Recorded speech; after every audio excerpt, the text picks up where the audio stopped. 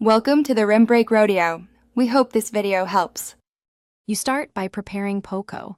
Once your project links PocoNet and Poco Foundation, create a DNS resolver object.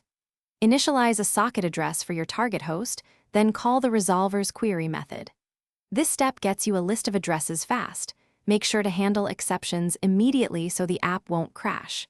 If DNS resolution needs IP4 only, configure the resolver options before the query. This is the first actionable step that moves you from setup into a working lookup.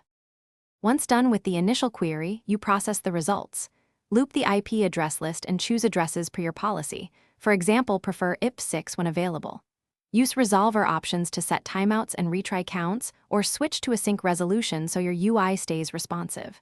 For service discovery, request SRV, TXT, or PTR records explicitly. Also, convert addresses to strings with toString and store them in your connection pool. These steps cover the complex middlework and error handling patterns. You finish by caching addresses respecting TTL, then use them for connections. Make sure to refresh when TTL elapses. Wrap lookups in try-catch for Poco, exception and provide clear fallbacks because DNS failures are common.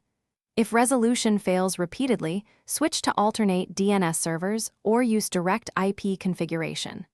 One key troubleshooting tip: if lookups hang, verify your resolver timeouts and try a manual query via the same API. This quickly reveals what. Thanks for watching. Consider subscribing if we helped you.